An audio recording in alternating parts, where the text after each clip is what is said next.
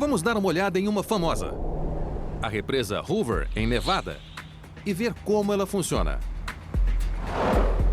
Uma máquina como esta bloqueia um rio para formar um reservatório profundo que usa a pressão da água para impulsionar turbinas que produzem eletricidade. Parece simples, mas os desafios enfrentados pelos construtores de represas são enormes. Primeiro, como bloquear um rio que não quer parar de correr? Com um monte de concreto? Na década de 30, foram necessários 5 milhões de barris de cimento, que levaram 2 anos para serem colocados, para construir esta parede de retenção. A pressão de toda a água bloqueada do rio é tão imensa que a base da parede tem uma largura superior a 2 campos de futebol para conseguir contê-la.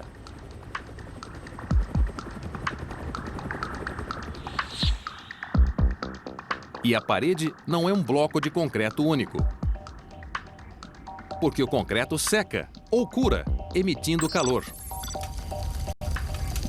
E uma quantidade tão grande de concreto em um único bloco produziria tanto calor que levaria mais de um século para assentar.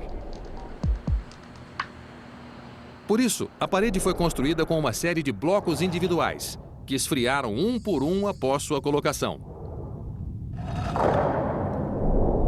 Eles foram presos com encaixes como peças de Lego e depois colocados com uma fina mistura de cimento, formando uma parede de concreto mais de 4 vezes mais alta que as cataratas do Niágara. Apenas uma característica principal a torna forte o suficiente para conter o rio Colorado: o seu formato. Está vendo como ela é curvada? Ela tem a forma de um arco que distribui a força da água de maneira uniforme pelas encostas do desfiladeiro. Assim não há pontos fracos. No Lago Mead, a pressão da água é forte o suficiente para literalmente impactar a crosta terrestre. Os desfiladeiros por trás da represa não sentiram a força de nada mais pesado que o ar por muito tempo. Por isso, assim que o reservatório ficou cheio, o peso da água causou centenas de pequenos terremotos. Foi a primeira vez que os geólogos entenderam como os reservatórios artificiais podem impactar a superfície da Terra. O desafio seguinte da represa é usar a pressão da água para produzir eletricidade para 500 mil de casas na Califórnia, em Nevada e no Arizona. Nada mal para uma máquina que não produz uma única nuvem de fumaça. Mas ela produz pressão na água, que é a chave para o funcionamento da máquina. É claro que a água corrente é capaz de gerar energia, mas nada como a água sob pressão. Pense nas vezes em que você lava o carro. O que você preferiria usar? Foi o que nós achamos. E as turbinas da Hoover precisam da mesma coisa. Assim, a represa pega a água do reservatório atrás de 4 torres. Ela passa por canos de 9 metros de largura até as turbinas, localizadas a quase 50 andares abaixo da superfície do Lago Mead.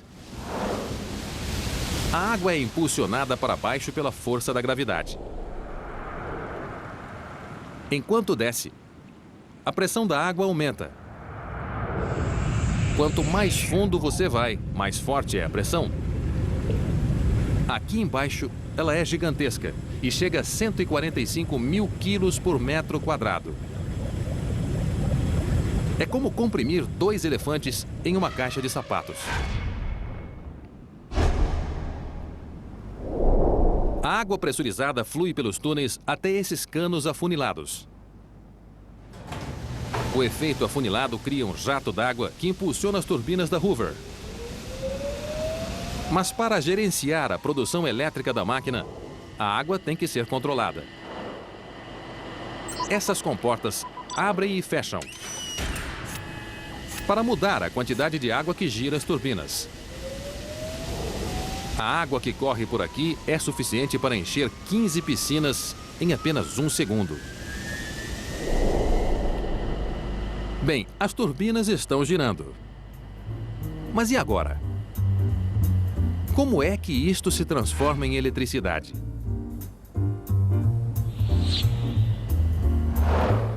Um eixo liga cada turbina a um gerador, que abriga um conjunto de eletroímãs que giram perto de um anel de bobinas de cobre. O campo magnético giratório literalmente empurra os elétrons das bobinas de metal.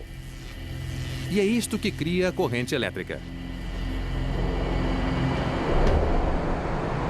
A Hoover tem 17 conjuntos de turbinas e geradores, que mandam toda a eletricidade produzida para uma série de transformadores, que a enviam para a rede elétrica e todos os seus clientes. Quando foi terminada, ela se tornou a maior construção de concreto do mundo.